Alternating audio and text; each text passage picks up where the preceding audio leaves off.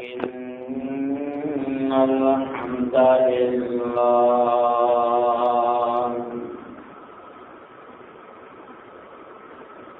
نحمده ونستعينه ونستغفره ونؤمن به ونتوكل عليه ونعوذ بالله من شرور أنفسنا ومن سيئات أعمالنا من يهده الله فلا مضل له ومن يضلل فلا هادي له وأشهد أن لا إله إلا الله وحده لا شريك له وأشهد أن محمدا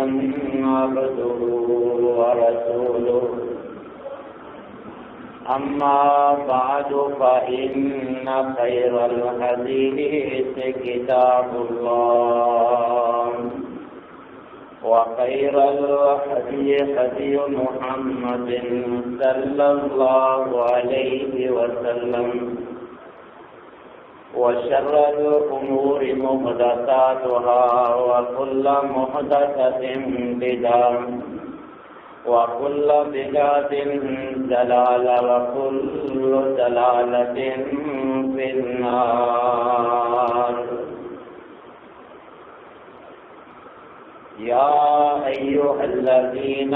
آمنوا اتقوا الله حق تقاته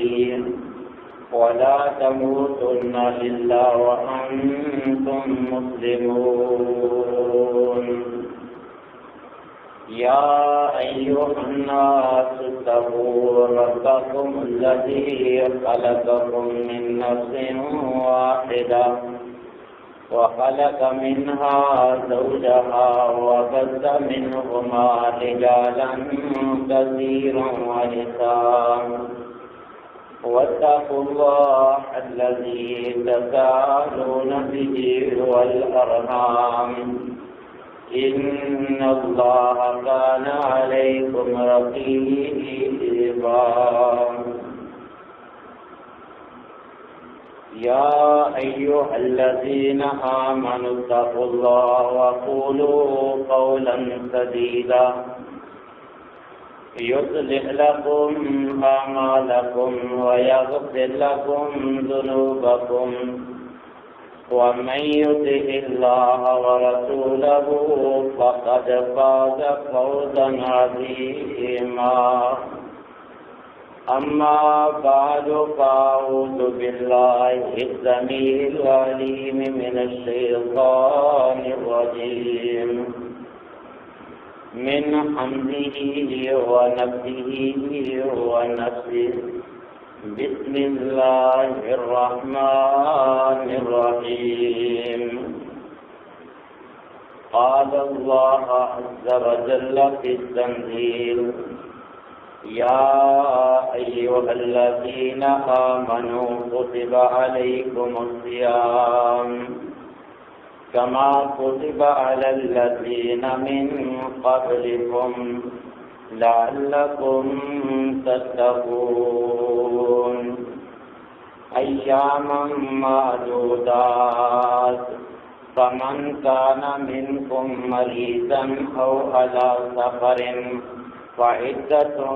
من أيام أخر وعلى الذين يطيقونه فدية طعام مسكين فمن تطوع خيرا فهو خير له وأن تصوموا خير لكم إن كنتم تعلمون. شهر رمضان الذي أنزل فيه القرآن هدى للناس وبينات من الهدى والفرقان فمن شهد منكم الشهر فليصمه ومن كان مريضا أو على سفر فعدة من أيام أخر يريد الله بكم اليسر ولا يريد بكم العسر ولتكملوا العدة ولتكبروا الله على ما هداكم ولعلكم تشكرون. وقال النبي صلى الله عليه وسلم من صام رمضان ایمانا واحتسابا غفر له ما تقدم من ذنبه. وقال النبي صلى الله عليه وسلم اذا دخل رمضان فتحت ابواب السماء وغلقت ابواب جهنم وسلسلة الشياطين. وقال النبي صلى الله عليه وسلم الصيام والقرآن يشفعان للعبد يوم القيامة. تمام قسم کی تعریفات مالک العلام ذو الجلال والاکرام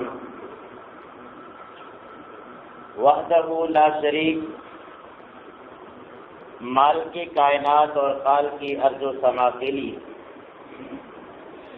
لاکھوں کروڑوں درود و سلام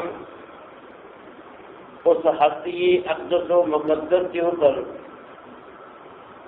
جن کا نام نامی اسم گرامی جناب محمد رسول اللہ صلی اللہ علیہ وسلم ہے۔ سامعین محترم، اللہ تبارک و تعالیٰ کی منشا یہ ہے کہ میرے بندے جہنم کے عذاب سے بچ جائیں اور ان کو جنت میں داخلہ نصیب ہو۔ اپنے بندوں کے بارے میں یہ اللہ تبارک و تعالیٰ کی خواہش اور رائے ہے۔ اسی وجہ سے اللہ تبارک و تعالیٰ اپنے بندوں کو ایسے مواقع فراہم کرتے ہیں، ایسے گولڈن چانس ان کو عطا کرتے ہیں کہ یہ ان سے فائدہ اٹھا کر جہنم سے آزادی حاصل کر کے جنت میں داخلہ اپنے جو ہے وہ مقدر میں کروا لیں۔ انہی مواقع میں سے ایک اہم ترین موقع وہ رمضان المبارک کا مہینہ اور اس مہینے میں قیام اور قیام ہے۔ اللہ تبارک و تعالی ہر سال اس مہینے کو لا کر ایمانداروں کے ایمان کو تازگی بخشتے ہیں کہ 11 مہینے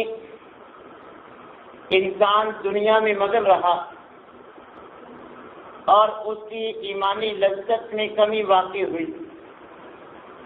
شرعی احکام کی پابندی میں سستی ہوتی گئی،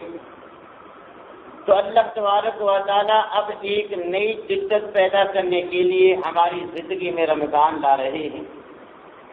تاکہ پچھلے رمضان کے بعد جو آہستہ آہستہ عبادات میں ہم میں سستی بڑھتی آ گئی ہے وہ ختم ہو جائے اور نئے سرے سے جوش اور ولولے کے ساتھ مسلمان ایماندار پہلے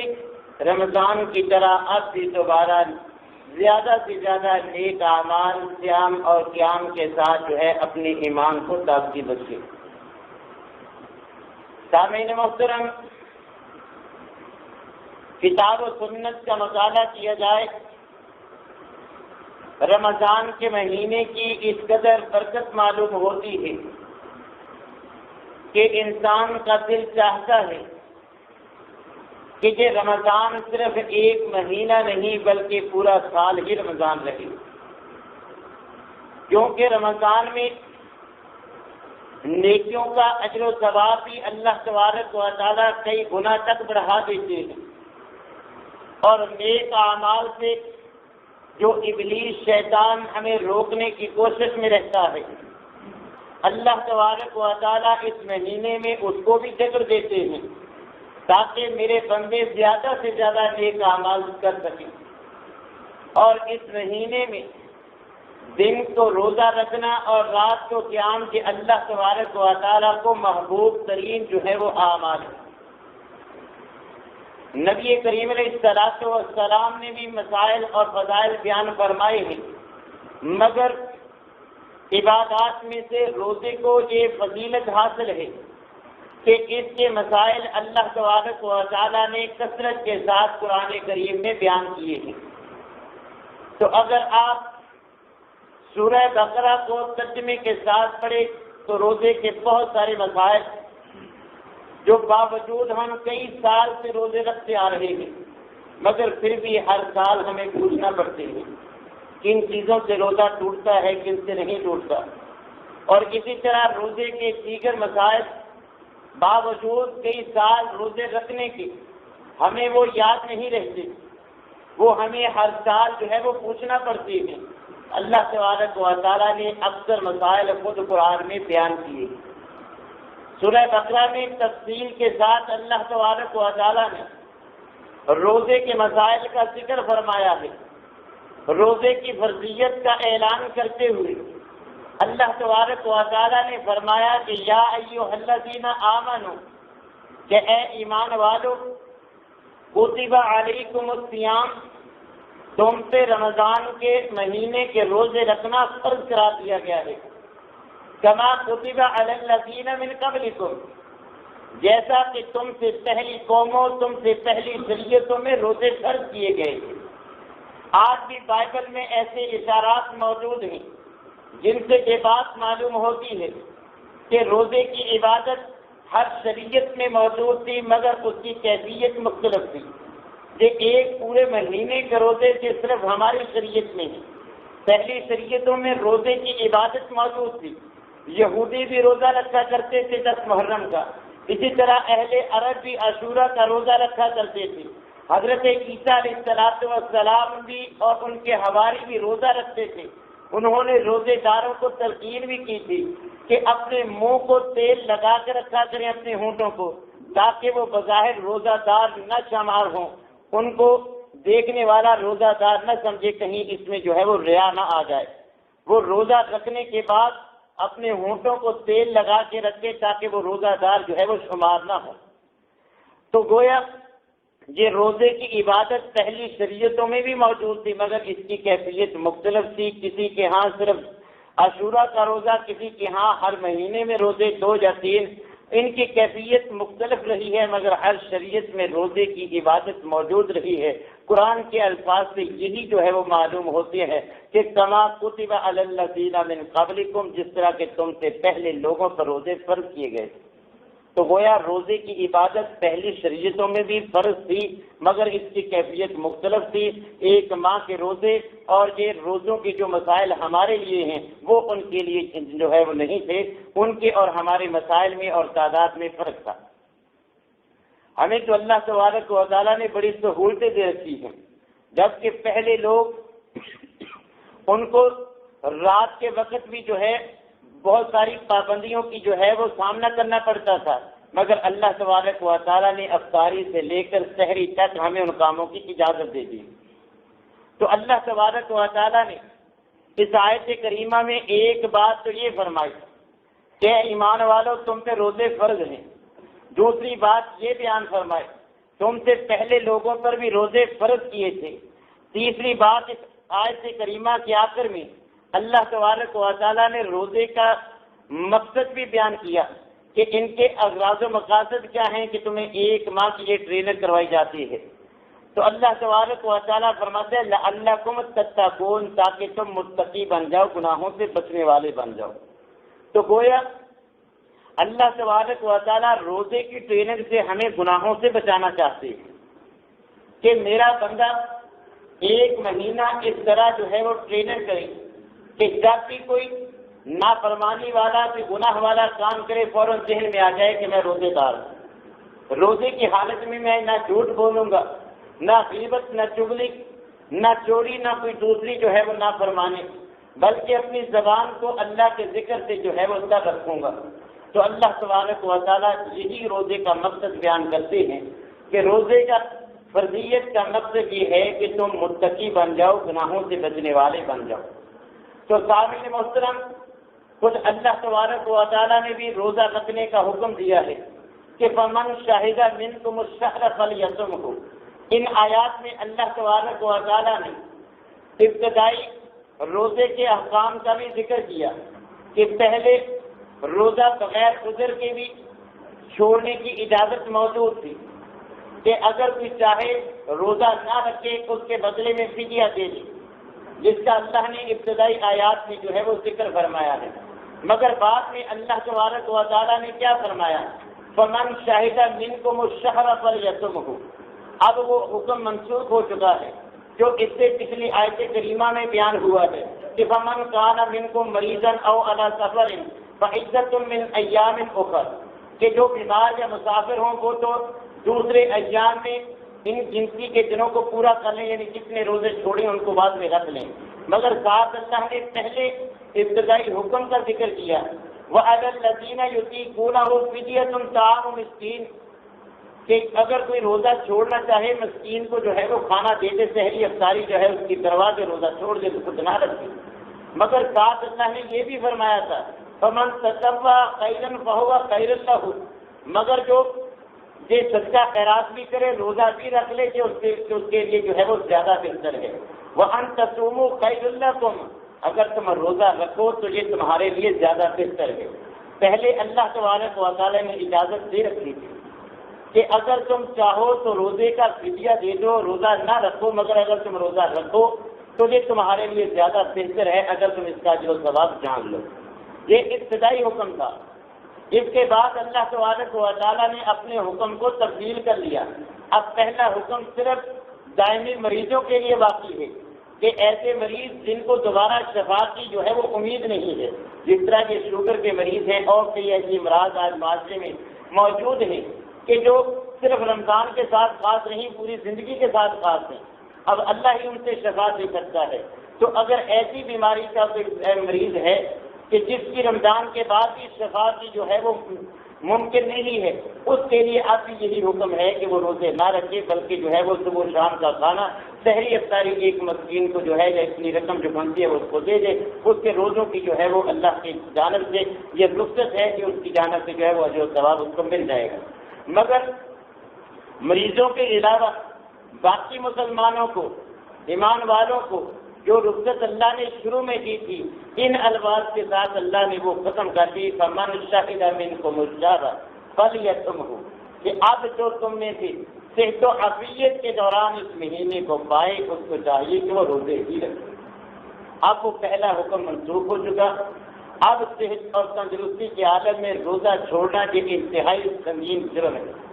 نبی کریم علیہ السلام نے تو یہاں تک فرمایا کہ جو بغیر عذر کے رمضان کا صرف ایک روزہ چھوڑ دیتا ہے، ساری زندگی اس کی قضا دیتا رہے، اس کے اجر کو نہیں پہنچ سکتا۔ صرف ایک روزہ، نہ وہ بیمار ہے نہ مسافر ہے، کوئی اس کو صحیح عذر نہیں، وہ ویسے ہی کہتا ہے کہ سارا دن بھوک پیاس برداشت کرنی پڑتی ہے، آج روزہ نہیں رکھتا۔ بغیر عذر کے صرف رمضان کا ایک روزہ چھوڑ دے۔ اب اس کا ثواب پانے کے لیے نبی صلی اللہ علیہ وسلم نے فرمایا ساری زندگی بھی روزے رکھتے، اس ایک روزے کی اجر کو نہیں پہنچ سکتا۔ اور روزے کا اجر و ثواب کتنا ہے؟ نبی کریم علیہ السلام کے فرامین اٹھا کے دیکھیے، نبی صلی اللہ علیہ وسلم نے نفلی روزے کا ذکر کرتے ہوئے فرمایا، صحیح بخاری کی روایت ہے کہ جو انسان ایک نفلی روزہ، فرضی کی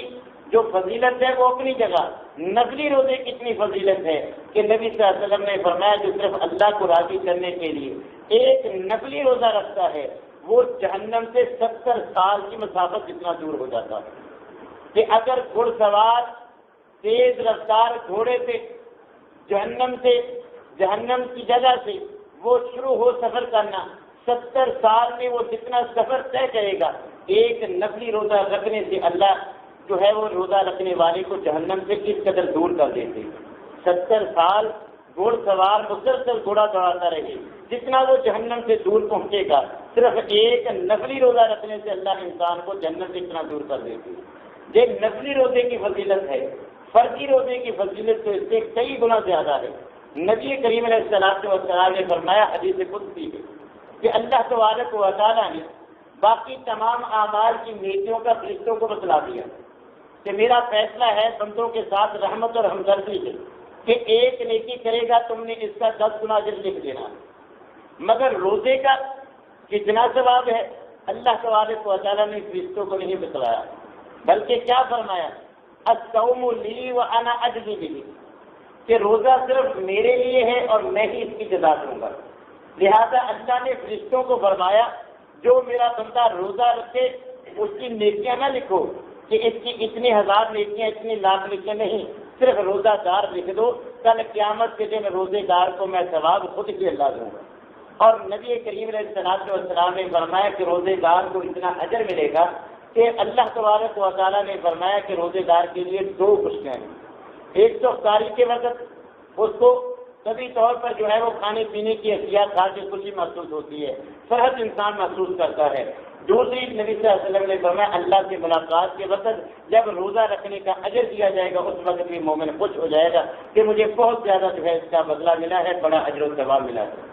تو روزہ ایسی عبادت ہے کہ اس کا اجر اللہ تبارک و تعالیٰ نے متعین نہیں کیا، بلکہ فرمایا کہ بندہ میرے لیے روزہ رکھتا ہے، نماز پڑھتے ہوئے سے اور بھی کوئی دیکھ لیتا ہے، زکات دیتا ہے، جسے دیتا ہے اسے تو کم از کم علم ہے، حج میں اس کو لاکھوں افراد دیکھتی ہیں۔ اب روزے کا کنیکشن صرف میرے ساتھ ہے، صرف اللہ جانتے ہیں کہ اس کا روزہ ہے یا نہیں ہے، کیونکہ انسان تنہائی میں جا کر جو مرضی کھائے گی۔ تو یہ روزے کی ایسی عبادت ہے کہ اس کا صرف اللہ کو علم ہے، اس لیے اللہ تبارک و تعالیٰ نے اس کا کوئی جو ہے وہ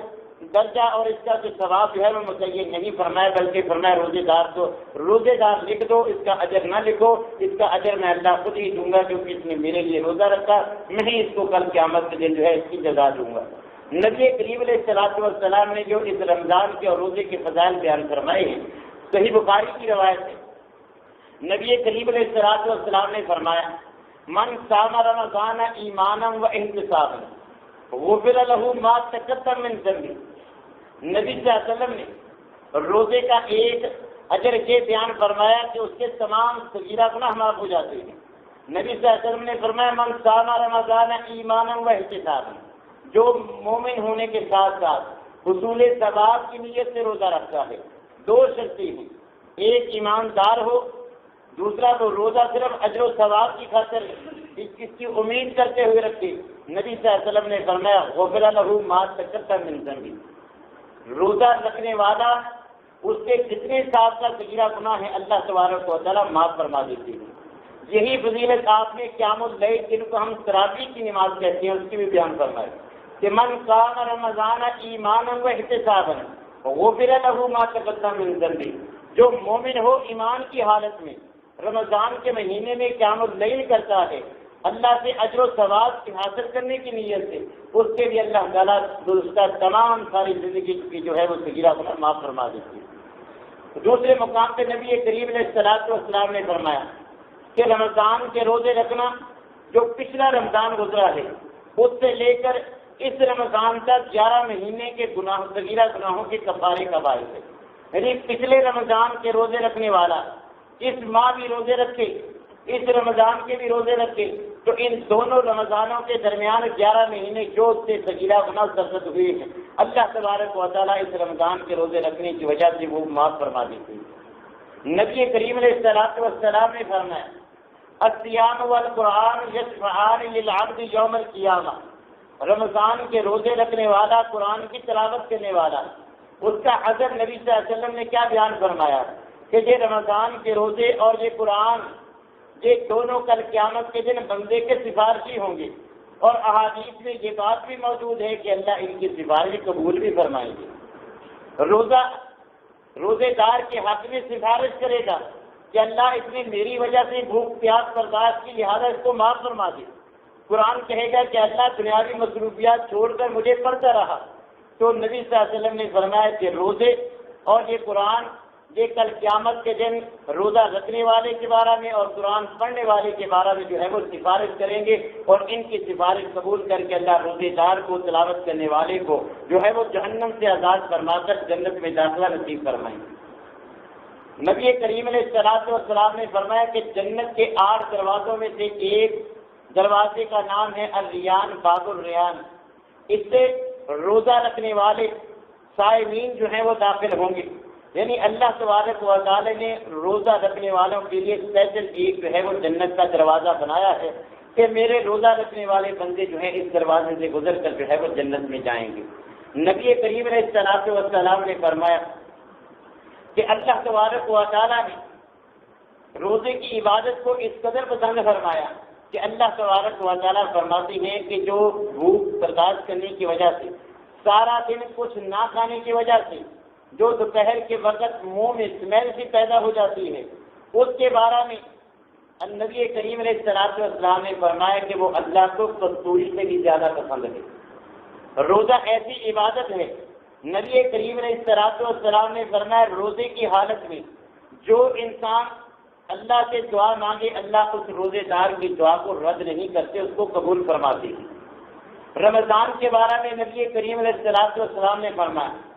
اذا جاء رمضان فتحت ابواب السماء، جب یہ رمضان کا مہینہ آتا ہے اللہ جنت کے دروازے کھول دیتے ہیں، وغلقت ابواب جہنم، جہنم کے دروازوں کو بند کر دیا جاتا ہے، وسلسلۃ الشیاطین، اور شیطانوں کو، ابلیس کو جکڑ دیا جاتا ہے تاکہ کہ بندوں کو جو ہے وہ عبادت کرنے سے نہ روکے۔ اور اس رمضان کے مہینے کے شروع ہوتے ہی اللہ تبارک و تعالیٰ کی جانب سے ایک فرشتہ منادی کرتا ہے یا باغی الشر اقصر یا باغی الخیر اقصر، کہ اے برائی کرنے والے اب رمضان شروع ہو چکا ہے، اب تو رک جا۔ اور دوسرا فرشتہ اعلان کرتا ہے کہ اے نیکی کرنے والے، عام دنوں میں بھی تو نیک تو کرتا تھا، نیک اعمال تو سارا سال کرتا ہے، مگر یہ رمضان کا مہینہ ہے، اب اپنی نیکیوں کو اور زیادہ کر۔ نبی کریم علیہ الصلوۃ والسلام نے فرمایا کہ روزے رمضان میں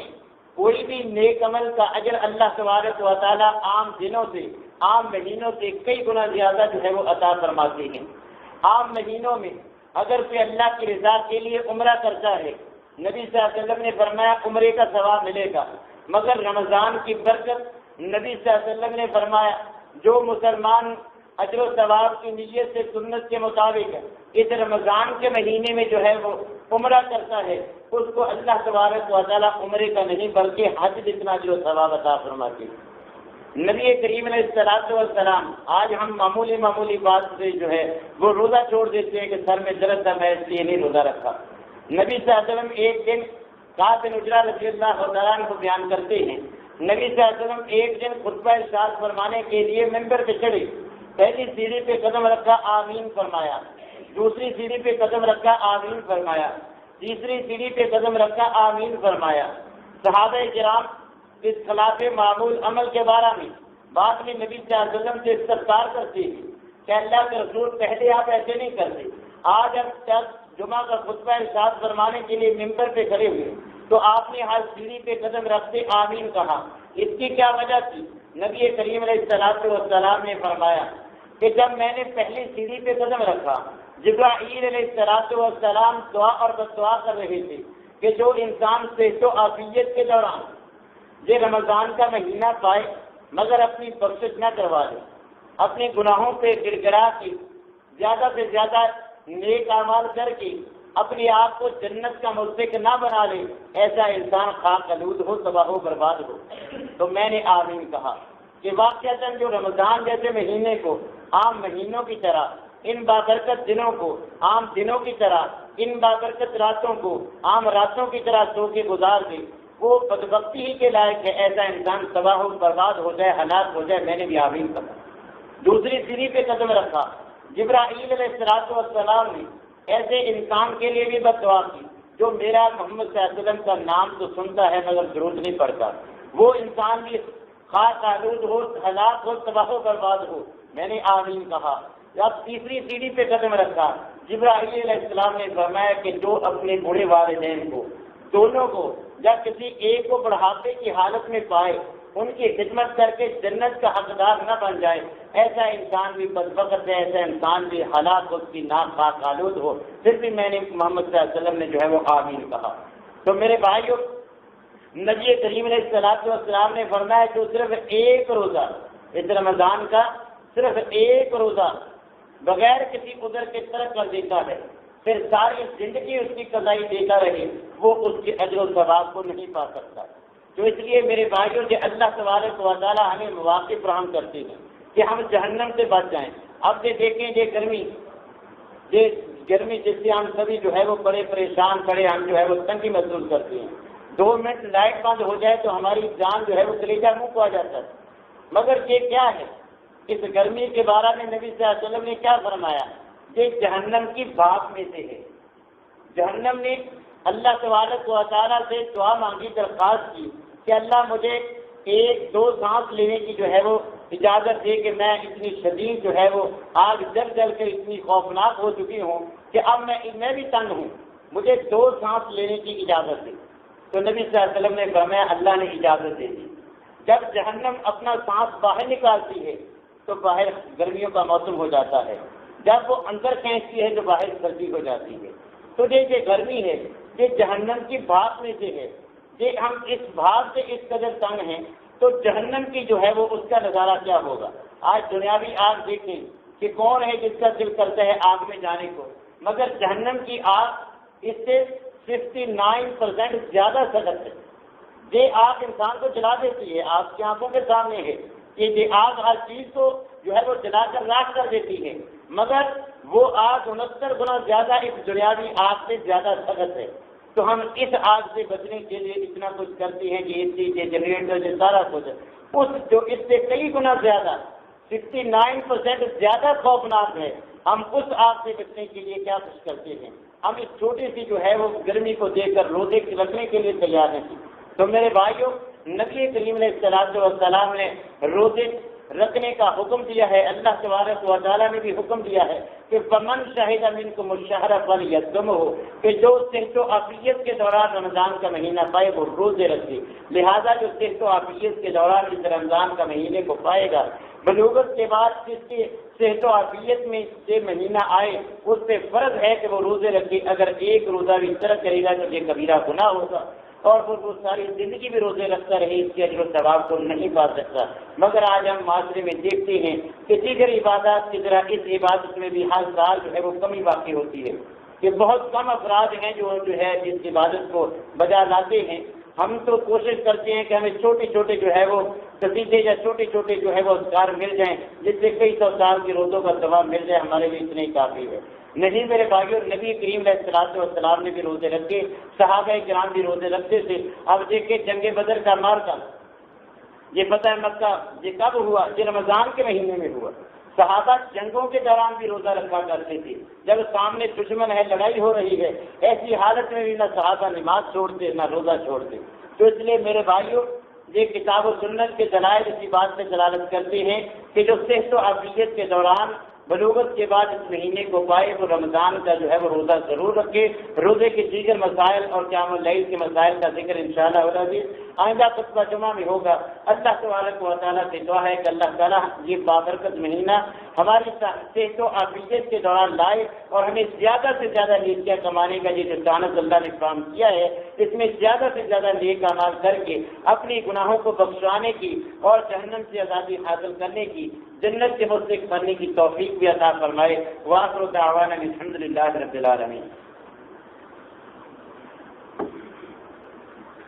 ان الحمد للہ